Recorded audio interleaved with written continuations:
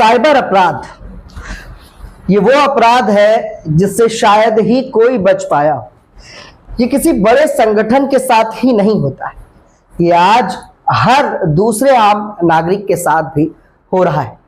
Cyber अपराध से आखिर कैसे बचे, इसके लिए यूपी पुलिस और तमाम सामाजिक संस्थाएं तरह तरह के अभियान, सोशल मीडिया पे मैसेज, वीडियोस, हर तरह के जागरूकता करने की कोशिश कर रही। लेकिन फिर भी पढ़े लिखे लोग भी इस शातिर अपराधियों यानी कि साइबर ठगों के द्वारा ठगी का शिकार हो जाते हैं।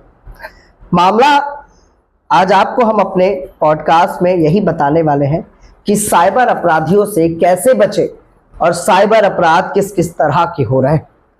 उत्तर प्रदेश में सबसे ज्यादा साइबर अपराध चरम सीमा पर है। साइबर अपराध का मुकदमा दर्ज कराने के लिए आप 1930 पर कॉल तो कर देते हैं, लेकिन वो साइबर ठग पकड़े नहीं जाते। हमारे साथ बातचीत करने के लिए आज एसपी सिंह बघेल हैं, जो रहने वाले तो झांसी के हैं, लेकिन लखनऊ में रहकर वो अपनी शिक्षा को आगे बढ़ा रहे हैं। पेशे से इंजीनियर भी हैं, लेकिन फिर भी वो साइबर ठगों की ठगी का शिकार हो गए। उनके फोन पर एक मैसेज एक कॉल आती है और कॉल में कहा जाता है कि अपने बैंक की केवाईसी को अपडेट करा लीजिए। और ये फोन एक बार नहीं आता है, ये फोन कई बार आता है। फोन आने के बाद एसपी सिंह बघेल को लगता है कि हाँ यार, केवाईसी तो अपडेट करा लेनी चाहिए। ये सोच ही रहे थे कि अचानक से उस साइबर ठग का फोन आता है कि सर एक ऐप को इंस्टॉल कर लीजिए, ये हमारे बैंक का ऐप है और इस ऐप से आप अपने केवाईसी को अपडेट कर सकते हैं और सभी एक्टिविटी बैंक की कर पाएंगे।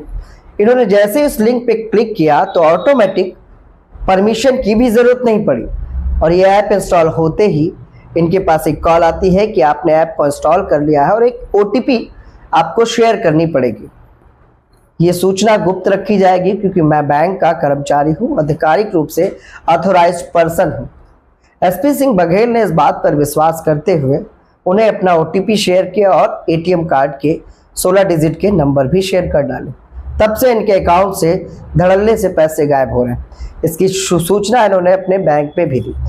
एसपी क्या है परिचय, पहले तो अपना परिचय हमारे दर्शकों को थोड़ा सा बताएं। सर जय हिंद, नमस्कार, आपका बहुत बहुत धन्यवाद जी। सबसे पहले तो आपसे जैसे हमने बताया तो आपने तुरंत उसके लिए मुझे अपनी स्वीकृति दी कि आप अपनी चीज़ों को हम आप तक पहुंचा पाए। सर मेरा नाम एसपी सिंह बघेल है। Basically I belong to Jhansi. I am putting Lucknow near about 10 years। तो सर यहाँ पर जो हमारा परिचय है वो झांसी से बिलोंग करता हूँ, लखनऊ में रहता हूँ 10 साल से। एसपी एजुकेशन क्या आपकी? सर मैं इलेक्ट्रिकल इंजीनियरिंग में पॉलिटेक्निक और बीटेक। अच्छा, इतने पढ़े लिखे हो, एजुकेटेड हो जी, तो कैसे मतलब ये ठगी हो गई कि आपके व्हाट्सएप पे एक ऐप आता है, आप इंस्टॉल कर लेते हैं, ओटीपी तक शेयर करते, मतलब क्या हो गया था उस समय भाई? सर ये हम जरा इसका बाकिया आपको जी स्टार्टिंग से बताएं। बिल्कुल, स्टार्टिंग से ये एक्चुअली मुझे जहां तक जो मुझे लगा, जो मैं ऑब्जर्वेशन किया हूँ, ये होली के समय का बाकिया है जी। होता क्या है कि जिसका अकाउंट रेगुलर ऑपरेट होता है, जो लोग जैसे रेगुलर अकाउंट को ऑपरेट करते हैं, तो उनको ये पता रहता है कि हमारा अकाउंट में कब कितना पैसा कहाँ ट्रांजैक्शन हो रहा है। तो माइंड जो है वो उसमें ऑब्जर्वेशन में रहता है कि हमारा अकाउंट रनिंग में है। ये सर एक्चुअली होली के समय पे त्योहार का टाइम था। होली में पूरा देश जब त्योहारों की खुशियां मना रहा था, लगातार कहीं कोई शॉपिंग करने जा रहा है, कहीं कुछ कर रहा है, उसी समय मुझे होली की छुट्टी में घर जाना था झांसी जी। तो मैं घर की तैयारी कर रहा था, अपने कपड़े वगैरह सब पैक कर रहा था। और मैं ये तो नहीं कहूँगा कि बैंक की फॉल्ट है, बैंक की फॉल्ट सिर्फ ये है कि समय समय पर कुछ मैसेज आते थे मेरे पास पहले से। ये नहीं कि उसी दिन आए, ये पहले से मेरे पास मैसेज आते थे बैंक के कि जैसे जो नंबर हमारा अटैच है बैंक से जी, उस पर मैसेज आता था कि आप अपना बैंक से कांटेक्ट करिए, आपका अकाउंट को मेंटेन करने के लिए आपको बैंक से कांटेक्ट करिए, या फिर आप अपना डॉक्यूमेंटेशन केवाईसी का क्या सीन था, इस टाइप से मैसेज आते थे पहले से। ठीक है। तो उसी टाइप का मैसेज मेरे पास 13 तारीख को 13 मार्च को आया। उसके पहले मैं थोड़ा सा माइंड में सर्च कर रहा था कि अब 4 दिन की छुट्टी रहेगी, मुझे घर जाना है और सारा ट्रांजैक्शन ऑनरोल हो गया है ऑनलाइन। मोदी जी ने कहा है कि डिजिटल इंडिया हो गया है, तो डिजिटल पेमेंट भी हम कर रहे थे लगातार 2-4 साल से, तो उसी पे हम ऑनलाइन पेमेंट कर रहे थे। तो मुझे लगा कि जो हमारा अकाउंट है वो लगातार रनिंग में रहे, तो उसी टाइप का यही सोच रहा था कि कल परसों 4-5 दिन बैंक बंद है तो मैं अपना बैंक को मेंटेन करूं। उसी समय एक मैसेज आता है मेरे पास। अब वो जैसा भी है, माइंड को सिग्नल गया, क्या हुआ, फोन पे मैसेज आता है व्हाट्सएप पे, उस पे लिखा है कि बैंक यूको बैंक से मैसेज आया। यूको बैंक का जिस प्रकार का, शाखा कौन सी है आपकी, लखनऊ में है? हाँ, UCO bank LPL Krishna Nagar, ठीक है, कानपुर रोड पे जो शाखा है जी।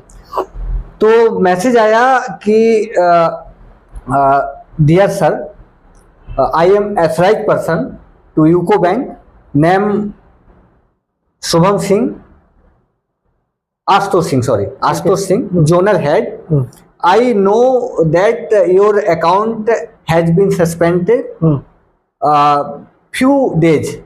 So I request to your KYC document has been updated immediately. ठीक है, और कॉन्टेक्ट इन्फॉर्मेशन दिस नंबर पे मैं आपको बिल्कुल दे दूंगा। वो भी अगर चाहे अपने दर्शकों को वो नंबर शेयर अपने स्क्रीन पर दिखा देंगे, ठीक है। फिर चाहे तो मैं आपको नंबर बता दूं। नहीं, बिल्कुल, हमारे दर्शक तो जानना ही चाहते हैं, लेकिन उसके साथ साथ मैं अभी अपनी टीवी स्क्रीन पर भी उसको फ्लैश करा दूंगा। जी बिल्कुल। तो मैसेज जब मेरे पास आता है तो मुझे लगा कि कल बैंक बंद है और बैंक अगर इस टाइप का मैसेज मुझे दे रहा है, dear customer, your UCO bank account will be suspended today because your previous month Aadhaar and PAN card video KYC not updated. मतलब कल होली है और आज इनका अकाउंट सस्पेंडेड हो गया तो ये घबरा गए। हाँ, please immediately call your UCO bank officer mister Ashutosh Singh, contact number 8825333238, ये नंबर है।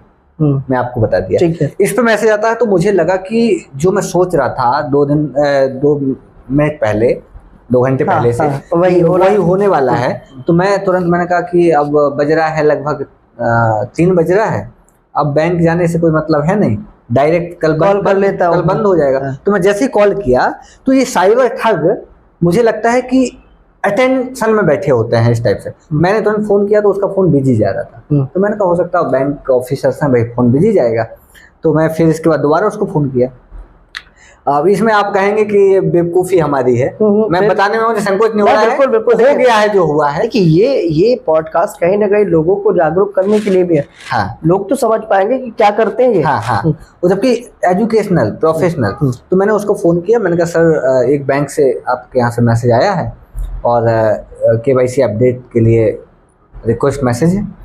तो तुरंत बोला कि एक काम करिए, आप व्हाट्सएप पे एक लिंक मैं भेजता हूँ और आप उस लिंक पर जाकर के अपना KYC जो डिटेल्स है उसको फिल कर दीजिए। तो मैंने सोचा कि ठीक है आप भेजिए, तो उसने भेजा। मैंने कहा देखता हूँ ऐप कौन सा है, भाई यूको का होगा, बैंक का होगा तो बैंक का प्रोफेशनल ऐप होगा जो बैंक के चल रहे हैं। ठीक है। बैंक की कॉपी इसमें क्या है कि जो बैंक के ऐप हैं, चाहे एम बैंकिंग हो, चाहे एम पासबुक हो, चाहे जितने भी बैंक हैं, सेम बैंक का जो फ्रॉड हो रहा है उसी के नाम से जाली जो है, same operating system has been same. तो मुझे मैसेज आया, मैंने देखा खोल के, जब मैंने खोल के देखा तो मैं उसमें प्रोसीड किया, तो अपडेट हुआ, इंस्टॉल हुआ, देन प्रोसीड का ऑप्शन आया, मैंने प्रोसीड कर दिया। प्रोसीड कर दिया तो उसमें कोई परमिशन नहीं मांगा हमसे, कुछ नहीं हमसे मांगा, कुछ अलाउ नहीं मांगा। नो, वो डायरेक्ट सिर्फ सेटिंग पे जाकर के उसका ऐप खुल गया। ठीक है। सबसे पहले उसने मुझसे आधार नंबर मांगा। ठीक है। तो मैं आधार नंबर डाल दिया। अब वो माइंड मेरा किस दिशा में उस समय कैसा सिग्नल गया दिमाग को कि सेम काम कर रहा था जल्दबाजी में। ये साइबर ठग बड़े शातिर हैं, ये जानते हैं कि आपको डाइवर्ट कैसे करना है और आप उनकी जो बात है वो कैसे मनवानी है। हाँ, फिर तो मैं एक्चुअली घर निकलना था तो मुझे जल्दबाजी भी थी थोड़ा सा, तो मैं आधार कार्ड डाला। जब आधार कार्ड डाला तो फिर इसने बैंक अकाउंट नंबर ऑप्शन था उसमें डलवाया। इसके बाद आगे बढ़ा तो फिर उसने ATM कार्ड का जो नंबर है वो नंबर का ऑप्शन आया। नहीं, आधार कार्ड तो समझ में आ गया आपको कि ठीक है केवाईसी में चलता है, एटीएम नंबर केवाईसी में कैसे, माइंड में उस समय नहीं आया ये सवाल आपका है। ठीक है। और ये सवाल, ये ब्रॉडकास्ट भी मैं चाहता हूँ आपके माध्यम से बिल्कुल। कि आपका चैनल इसको ज्यादा से ज्यादा लोगों तक पहुंचाए। बिल्कुल पहुंचा रहे हैं हम। जिससे हमारी जो समस्या है हाँ। वो कई लाख लोगों की समस्या है। बिल्कुल। तो उसमें क्या हुआ, आधार कार्ड डाला, फिर पैन कार्ड नंबर डाला, पैन कार्ड नंबर के बाद एटीएम कार्ड नंबर मांगा। और उसी समय, इस दौरान जब मैं ये कर रहा था, उसका फोन भी रेगुलर आ रहा था कि सर आप इसको जल्दी करिए, अदरवाइज फिर bank account has been suspended. तो मैंने कहा भाई सस्पेंड मत करिए, मैं इसको करता हूँ। तो मैंने फिर अपना एटीएम कार्ड नंबर डाल दिया। जब एटीएम कार्ड नंबर डाला, उसको सबमिट किया। सबमिट किया तो लक बाई चांस, मेरा लक अच्छा था कि मेरा जो बैंक का जो नंबर है, जो बैंक से कनेक्ट है, वो रिचार्ज नहीं था। हाँ आप समझ गए हैं, आप पहले से इस चीज को समझ गए हैं कि क्या हो सकता है। बिल्कुल। वो उसमें रिचार्ज नहीं था, क्योंकि मैं 2 नंबर चलाता हूँ। तो एक नंबर जिसमें बैंक से कनेक्ट है वो ज्यादातर ऑपरेट नहीं करता हूँ कम्युनिकेशन में, तो रिचार्ज नहीं था लगभग 1 महीने से। तो उसी समय मैं उसको रेगुलर कर रहा था, तो प्रोसीड होकर के फेल्ड होकर के आता था। इसका मतलब है कि मुझे सिग्नल आ रहा था ऊपर से कि बेटा जाल बिछाया गया है, मत फंसो। उस जाल में जो है थोड़ा सा चारा डाल दिया गया है और आपको बुलाया जा रहा है। तो मैं वो मुझे सिग्नल दे रहा था नंबर मेरा कि आप सर फंस जाएंगे। तो फिर इसके बाद जब 5 मिनट तक रेगुलर चलता रहा, मैंने कहा अकाउंट भी ना बंद हो जाए। उसका फोन आया 4-5 बार, तो बोला सर क्या हुआ, हो नहीं पाया क्या? तो मैंने कहा सर ये आपका बैंक का जो टेक्निकल टीम है, ये ऐप अपडेटेड नहीं है, बहुत जल्दी इसको, सॉफ्टवेयर आपका थोड़ा सा स्लो है, वो फेल्ड हो जाता है। उसने मुझे दिमाग दिया खुद से, हमसे बोला कि आप एक बात बताइए, क्या आपका फोन में रिचार्ज है? तो मैंने कहा रिचार्ज तो नहीं है। तो कह रहा सर जब रिचार्ज ही नहीं होगा तो ओटीपी जाएगा कैसे? ओटीपी जाएगा नहीं, ओटीपी नहीं जाएगा तो प्रोसीड नहीं होगा। तो मुझे लगा कि बिल्कुल तो बड़ा ज्ञान दे रहा है, सही बता रहा है मुझे। तो मैंने फिर तत्काल रिचार्ज कर लिया। सहानुभूति उसने दिखाई। तो मैं इतना जल्दी में था कि हमने अपने ही जो पैसा मेरे पास था हमारे ही अकाउंट में, उसे तुरंत जाके हमने पेटीएम से रिचार्ज किया। 300 रुपए का रिचार्ज करा दिया। अब जब 300 रुपए का रिचार्ज करा दिया, हमारा नंबर हो गया रनिंग। ठीक। इसके बाद दोबारा हमने प्रोसीड किया, तुरंत मैसेज आया। मैसेज आने के बाद ओटीपी आया। अब आप कहेंगे ओटीपी आपने क्यों बता दिया? ये आपका सवाल आपने खुद ही डाल दिया होगा इसमें। नहीं मैंने नहीं डाला, ओटीपी उसको बताना था। अच्छा, उसको बता रहे थे? हाँ, वो पूछ रहा था। उस ऐप में ओटीपी नहीं डालने का ऑप्शन था? नहीं। हाँ, फिर ओटीपी मुझसे वो पूछ रहा था कि भाई अपडेट करना है आपका। तो समय लग रहा था, तो मैंने उसको कॉल किया। अब ये चीजें हम आपको स्पष्ट बता रहे हैं। हाँ बिल्कुल। फिर इसमें फिर आप ये कहेंगे कि जब आप ही ने सब कुछ किया तो फिर आप कंप्लेंट क्यों कर रहे हैं? नहीं, ये कंप्लेंट करना अधिकार है आपका, क्योंकि अगर आपके साथ कोई आपको गुमराह करके आपके साथ ठगी करता है तो इसमें आपकी क्या गलती है? आप इतने शातिर थोड़ी ना हैं, या आप क्राइम करने थोड़ी ना निकले हैं। तो मैं उसमें फिर उसको फोन किया, तो उसका फोन बिजी जा रहा था। तो मैंने पूछा कि सर आपका फोन बिजी जा रहा है और अभी हो नहीं पाया प्रोसेस। तो कहीं फोन पे बिजी था, तो बोल रहा था कि आप थोड़ा वेट करिए, किसी और का हो रहा है। तो मुझे अब ये समझ में आ रहा है कि किसी और को जाल बिछाए, कई लोगों को ये जाल बिछाए रहते हैं, लाखों लोगों को। वो आप रेगुलर कनेक्ट रहते हैं कि आपका गर्दन जो है कटने वाली है, किसी और की गर्दन कट चुकी है, किसी और की कटेगी आगे।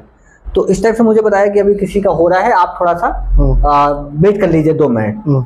मैं 2 मिनट वेट किया, वो मेरा प्रोसीड हो गया। इसके बाद सारा सिस्टम वहीं पर ऑफ हो गया। इसके बाद मैं चला गया होली में घर। ठीक है। होली में पिचकारी, रंग, ये सब मैंने खरीदा, जो भी मेरे पास पैसा था उससे मैं ये सारी चीजें खरीद ली और घर में आराम से होली मनाई। आप सर किसान के बेटे हैं। अच्छा, आपको ये पता है कि अगर आपके साथ साइबर ठगी हो जाती है तो आपको क्या करना है, कैसे करना है, कितने समय के अंतराल में करना है? सर सरकारें लगातार प्रचार प्रसार कर रही हैं जिस प्रकार से, मतलब इसकी शिकायत तुरंत जब पता चला आपको कि यार पैसे कटने शुरू हो गए, इतने पैसे कट गए, तो पहला कदम क्या था आपका? पहला कदम क्या उठाया आपने? वही मैं आपको बता रहा था कि 13 तारीख को ये सब प्रोसीड हो गया, डॉक्यूमेंटेशन प्रोसीड हो गया। उस समय कुछ नहीं कटा, मुझे लगा ही नहीं कि हमारा पैसा ही कटने वाला है। मैं जाल में एंट्री कर गया हूँ, ये मुझे नहीं लगा उस दिन। मैं 14 तारीख को चला गया घर। मे बी 14 को होली थी, 14 को घर चला गया। तो होली में आप जानते हैं सब क्लोज हो गया बैंक वगैरह सारा। तो होली में घर गया तो होली में गुजिया ये सब रंग बंग खेला गया, बढ़िया से अपना रहा गया।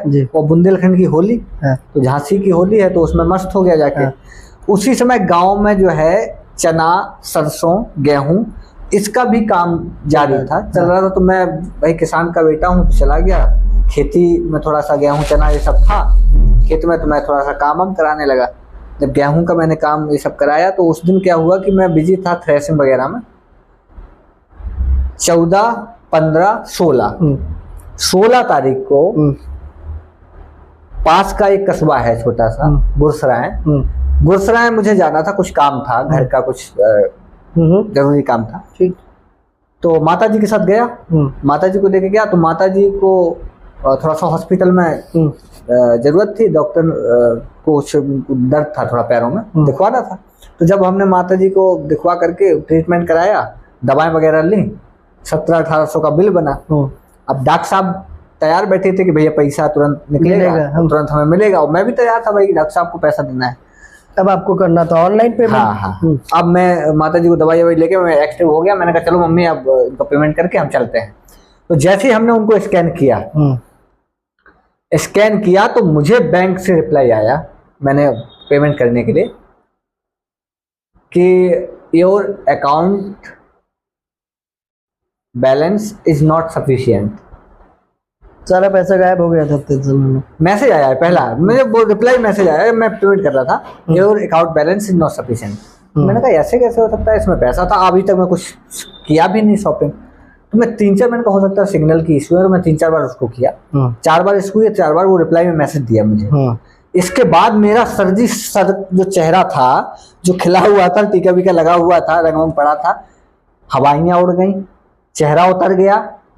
अब मैं मैच्योर हूँ, थोड़ा सा जिम्मेदार भी हूँ, घर की रिस्पॉन्सिबिलिटी भी मेरे ऊपर है। तो मैं मम्मी से नहीं बोला, ना मैं किसी से बोला, ना डॉक्टर साहब से बोला, ना अपने आप से। मैंने कहा मेरे साथ हमें लगता हो गया जाल, फिट हो गया। और मुझे फिर दिमाग ने मुझे एडवाइस दिया कि 2 दिन पहले क्या हुआ था तुम्हारे साथ। तो फिर जब हमसे KYC अपडेट मांगा गया, मैंने दिमाग वहां से लगाया कि हो सकता मेरे साथ वहां से जाल बिछाया गया। मैंने तुरंत जाके यूको बैंक के अपने पासबुक में जाके चेक किया तो उसमें बैलेंस 3 रुपये 40 पैसा था। मैंने कहा आज तक लाइफ में कभी मेरे अकाउंट में 3 रुपये 40 पैसा नहीं रहा। वो आज पहली बार मुझे ये देखना पड़ा इन साइबर ठगों के कारण जो एक्टिविटी से उनकी। अच्छा जब बैंक जब गए उसकी शिकायत करने, तो बैंक वालों ने क्या कहा, आपका पैसा वापस आ जाएगा, करा देंगे, या क्या जवाब? हाँ, बैंक वालों ने ये कहा कि जब मुझे ये सारी जानकारी हुई तो अगले दिन 16-17 तारीख को मैं झांसी में था, मैं निकला तुरंत। मैंने कहा पहले जाकर के बैंक से मिलेंगे। और मैं बैंक, हमारे एक मैनेजर साहब हैं जानने वाले हैं, तो मैनेजर साहब से हमने कंसल्ट किया, वहीं से थोड़ा सा उनसे कम्युनिकेशन किया फ़ोन से कि सर ऐसा ऐसा हो गया मेरे साथ और क्या हो सकता है। तो सर ने, बहुत अच्छे अधिकारी होते हैं बैंक में, कोऑपरेटिव होते हैं, बहुत अच्छा सपोर्ट करते हैं। सबकी बात नहीं करूंगा, लेकिन कुछ लोग होते हैं बहुत अच्छे होते हैं। तो उन्होंने कहा कि आप तत्काल हमें जो मैसेज आए क्या आए आप हमें भेजिए। तो मैं तुरंत उनको मैसेज भेजा व्हाट्सएप पे, मैसेज भेजा तो उन्होंने मैसेज को पढ़ा। मैंने कहा सर देखिए बैंक के कुछ कर्मचारी हैं क्या, इस टाइप से कुछ इन्फॉर्मेशन मांग सकते हैं क्या? तो उन्होंने बोला, उनको देख करके बोला कि दिस इशू 100% फ्रॉड, ये जो आपके साथ हुआ है ये 100% फ्रॉड हुआ है। तो मैंने कहा सर कुछ हो सकता है इसमें, पेमेंट रिकवरी इस टाइप का। बोले पेमेंट के लिए आप कंप्लेंट करिए बैंक में, अपने बैंक में जाइए, वहां पर अपना एक एप्लीकेशन दीजिए, हो सकता है बैंक वाले कुछ आपसे कुछ कर पाए। तो मैं तुरंत गया अपने जो होम ब्रांच, जो हमारी बैंक है, मैनेजर साहब से बात किया। मैनेजर साहब ने, जो मैडम देखती हैं, उन्होंने उनसे कहा कि भाई इनका देखिए क्या है। अच्छा लगता है एसपी कि कानून जो बना है साइबर क्राइम के लिए, लगता है इतना प्रभावी है कि इस तरह के अपराधियों को, जो साइबर ठगी के माध्यम से भोली भाली जनता के और आप जैसे युवकों के अकाउंट को खाली कर देते हैं, जीरो कर देते हैं, उनको पकड़ने का कोई मजबूत रास्ता हमारा कानून, हमारा देश बना पाया है आज तक? कभी देखा कि पकड़े गए हो उस तरह के अपराधी? हमारे यहाँ एक कहावत है बुंदेलखंड में कि जाके पाँव ना फटी बीमारी, वो का जाने पीर पर आई। अभी तक तो मैं समझता था कि भारत विकसित हो रहा है, भारत अखंड भारत बनाने की बात सरकारें कर रही हैं।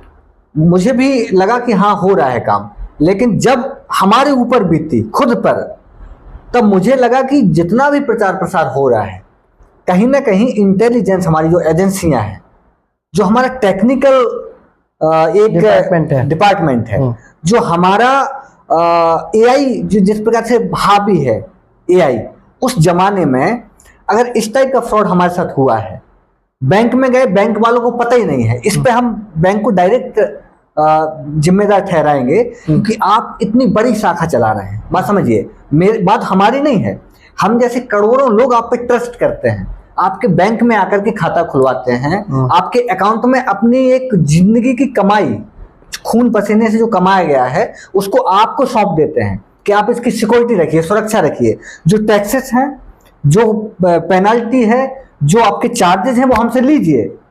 एटीएम का चार्ज आप काट रहे हैं, ये अकाउंट मेंटेनेंस का चार्ज आप काट रहे हैं। जो आपका सवाल है, मैं उसी पर आ रहा हूं कि आपका सवाल बैंक वालों ने सीधा हाथ खड़े कर दिए कि ये हम इस बैंक के साथ साथ कानून व्यवस्था की भी बात कर रहे हैं। हाँ। कि साइबर क्राइम जो साइबर अपराधियों के लिए बनाया गया है, हाँ। उसमें जो कानून बनाया गया है कि उनके लिए ये इस तरह से आप शिकायत कर सकते हैं।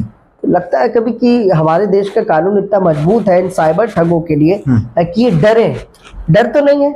कानून, मैं बता रहा हूं, कानून बहुत मजबूत है।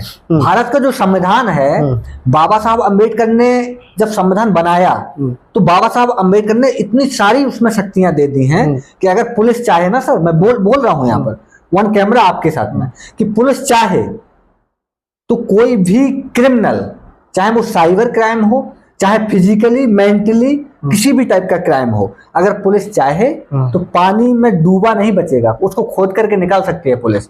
लेकिन पुलिस को क्या चाहिए होता है? पुलिस को चाहिए होता है पावर। या तो आप पावरफुल हो, या तो आपके पास इतना पैसा हो कि उनकी जो व्यवस्थाएं हैं उसको आप मैनेज करें। अब आपके पास, अगर आप फरियादी बन के जा रहे हैं, आप कह रहे हैं कि हमारे साथ ठगी हो गई है, तो आप समझ लीजिए कि आपको एक आश्वासन दे दिया जाएगा कि आपका पैसा मैं कोशिश करता हूं, लेकिन सर जी गारंटी नहीं है, बिल्कुल नहीं है। तो दूसरी बात है, अगर आप कानून की बात कर रहे हैं तो कानून बहुत स्ट्रांग है। अगर कानून, उस समय मंत्री जी की भैंस चोरी हो गई थी ना सपा सरकार में, तो भैंस को पुलिस ने कुछ घंटों में खोद के निकाल के रख दिया था। इस समय सरकार, उत्तर प्रदेश सरकार, योगी आदित्यनाथ जी की जो सरकार है, अगर डायरेक्ट उनको कुछ करना है, उनकी नाक की बात हो, उनकी शान की बात हो, तो सर कोई भी क्राइम हो, वो कुछ घंटों में उनके सामने होता है। तो ये भी जो क्राइम मेरे साथ हुआ है, इसमें पूरा बैंक का नाम है, स्वैप मशीन से शॉपिंग की गई है, बैंक से जो हमारे उसके फोन से, अच्छा जो स्टेटमेंट है,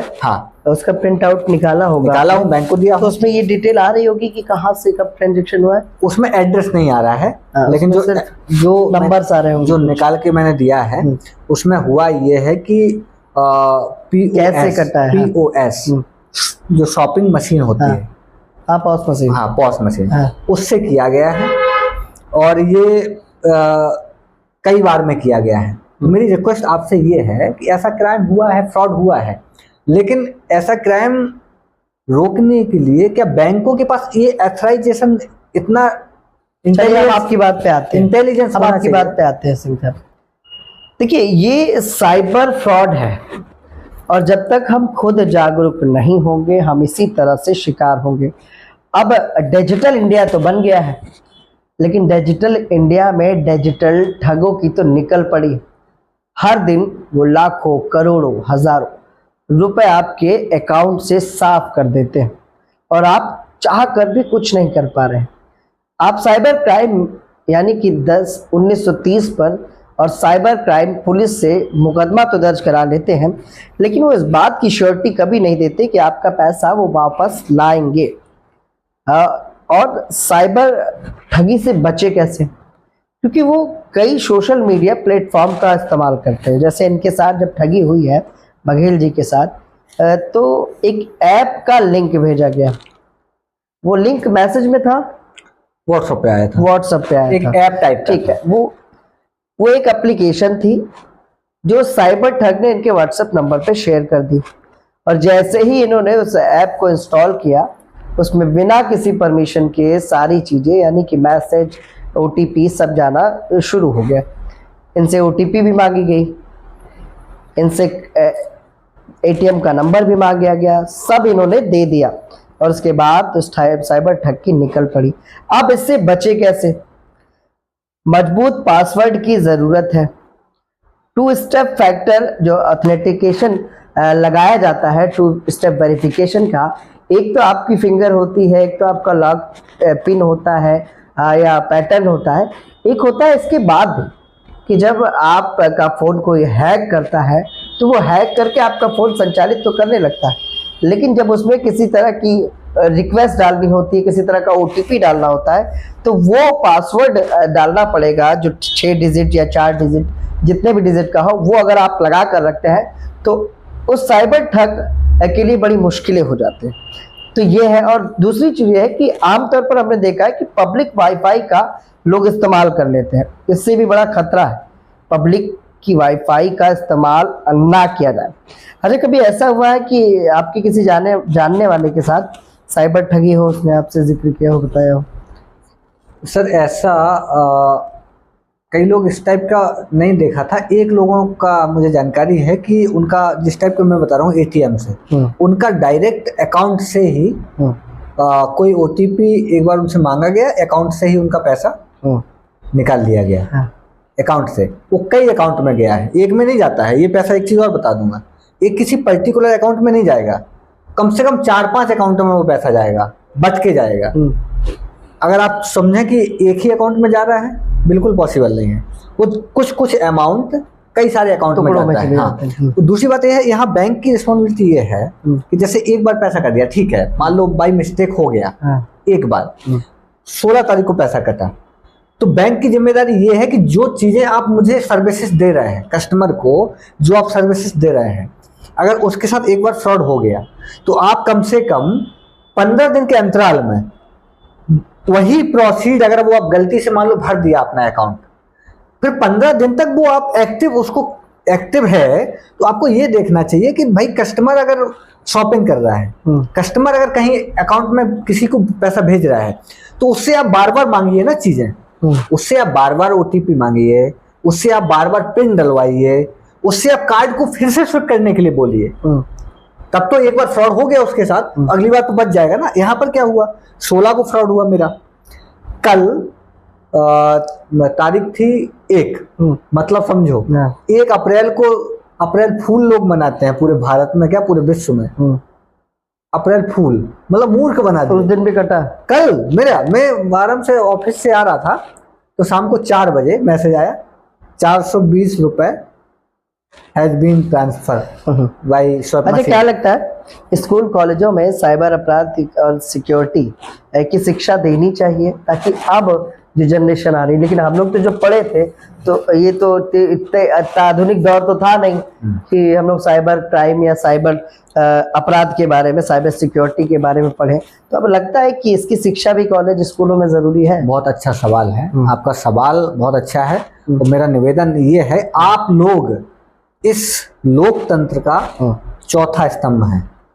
4 स्तंभ हैं लोकतंत्र के, जिनमें आपकी जिम्मेदारी सर्वश्रेष्ठ है। मैं क्यों बोल रहा हूं, विधायिका पहला स्तंभ, कार्यपालिका दूसरा स्तंभ, न्यायपालिका तीसरा स्तंभ, और उस पर नजर रखना, उस पर अपनी चीजों को सही दिखाना।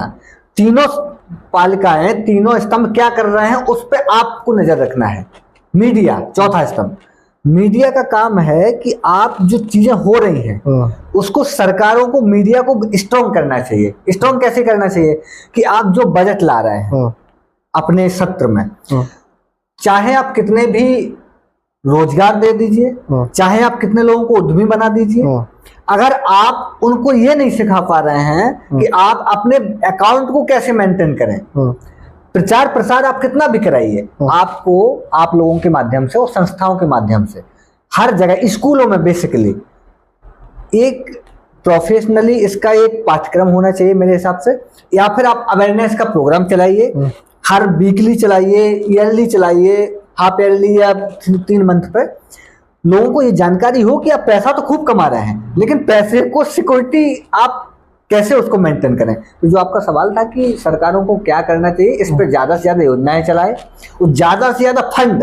तो चला भी रहे, तो बताते हैं ना साइबर अपराध के लिए, साइबर क्राइम के लिए फोन पे देखिए, फोन पे आप कुछ भी चलाते रहिए, फोन पे तो अमिताभ बच्चन बोलने लगते हैं, कभी कभी आप वो कर रहे हैं, कॉलिंग पे बोलते हैं। हाँ, वो देखिए वो बोलना, मेरे पास नहीं है उतना टाइम, बात समझिए, मेरे पास अगर आया कॉल, मैंने उठाया, काट दिया उसको, भाई हो सकता मे भी पॉसिबल, मेरे पास नहीं टाइम है। आप इसको एक पर्टिकुलर कुछ बना दीजिए इस टाइप का, जैसे आप जैसे कोई सरकारी प्रोग्राम होता है, जैसे ये ठग आपको फोन करके बताते हैं हाँ कि आपका एटीएम ब्लॉक हो, हाँ, आप एक टीम बनाइए सोशल मीडिया पे, एक आपका जो इंटेलिजेंस टीम है, उसमें आपके जितने भी प्रोग्राम होते हैं, चाहे वो माननीय मुख्यमंत्री जी का प्रोग्राम हो, चाहे वो माननीय विधायक का प्रोग्राम हो, चाहे वो माननीय सांसद का प्रोग्राम हो, या सरकारी कोई भी प्रोग्राम है, किसी सेमिनार में है, तो कम से कम 15 मिनट उसके बारे में चले डिस्प्ले, उसके बारे में चले कि वहां 50,000 लोग अगर जा रहे हैं तो उनको पता होना चाहिए कि उसके पहले क्या चल रहा है, वो चीजें वो जाएं। वो आप लोगों के माध्यम से भी सरकारों को समय समय पर इसके आयोजन भी कराने चाहिए। ठीक है, ठीक है, एसपी सर बहुत बहुत धन्यवाद हमसे बात करने के लिए। ये थे हमारे साथ पीड़ित इंजीनियर एसपी सिंह बघेल। यूँ तो सरकार, साइबर पुलिस और यूपी पुलिस तमाम तरह के अभियान चला रही है, लेकिन कोई ऐसा दिन नहीं होगा जिस दिन साइबर ठग हजारों, लाखों, करोड़ों लोगों के साथ ठगी न करते हो। साइबर अपराध इतना बढ़ गया है कि शायद ही कोई इससे बच पाए। जब पढ़ा लिखा व्यक्ति इन साइबर ठगों के ठगी का शिकार हो रहा है, तो सोचिए कि उस अनपढ़ व्यक्ति, उस बुजुर्ग का क्या होगा जिसे ABCD नहीं पता है। उसके पास तो फोन आता है कि मैं बैंक से बोल रहा हूँ, तो झम से वो अपना ATM नंबर बता देता है, वो OTP बता देता है, वो सब कुछ बता देता है। अब इससे बचा कैसे जाए, इसके ये एक बड़ा चैलेंज है। कानून बने हैं, पुलिस डिपार्टमेंट अलग से बनाया गया है कि साइबर पुलिस अलग काम करेगी, लेकिन आज तक, अभी तक हमने देखा है कि इस तरह की ठगी करने वाले बहुत ही कम लोग गिरफ्तार हुए हैं या पुलिस की हिरासत में आए। देखने की बात यह रहेगी कि आखिर लिंक से ये जो साइबर ठगी हो रही है, इससे कब कैसे बचा जा सकता है, और डिजिटल इंडिया के नाम पर ये ठगी कब तक चलेगी। डिजिटल इंडिया, जैसे कि हम कहते हैं कि कोई चीज़ अगर बनाई गई है तो उसका दो उपयोग है, एक अच्छा एक बुरा। उसी तरह से डिजिटल इंडिया का दुरुपयोग ज़्यादा है और सदुपयोग कम हो रहा है। देखने की बात यह है कि आखिर कब तक इस तरह के साइबर ठग एक्टिव रहेंगे और प्रशासन, पुलिस उनको पकड़ने के लिए जद्दोजहद करता रहेगा, लेकिन ये साइबर ठग अपने हब में बैठकर इसी तरह से इस गिरोह का संचालन करते रहेंगे। तो उम्मीद है हमारे इस पॉडकास्ट में आपको जानकारी मिली होगी कि साइबर ठगी से कैसे बचें। और अगर आपके पास कोई लिंक आता है, कोई मैसेज आता है, कोई व्हाट्सएप आता है, या किसी भी तरह के प्लेटफॉर्म पर आपको ये बताया जाता है कि आपको KYC अपडेट करानी है, तो बैंक कभी इस तरह का फ़ोन नहीं करता है। आपको अगर किसी ने ये कहा कि आप नटराज पेंसिल पैकिंग कर लीजिए, तो ये वो भी नहीं करते हैं। जितने भी फ्रॉड चल रहे हैं, आपको खुद सावधान होना पड़ेगा। आपको खुद इस बात को निश्चित करना पड़ेगा कि किसी से भी हम अपनी OTP, अपने मैसेज, कोई भी चीज़ हम उन्हें शेयर ना करें, ताकि उसका फ़ायदा ये साइबर ठग उठा सके। और 2 स्टेप वेरिफिकेशन को अपने फ़ोन पर एक्टिव कर ले। किसी भी तरह का मैसेज हो, किसी भी तरह का लॉक हो, किसी भी तरह का ऐप हो, उसे सुरक्षित रखने के लिए जो 2 स्टेप वेरिफिकेशन आजकल चला है, उसे ज़रूर एक्टिव करें। नमस्कार।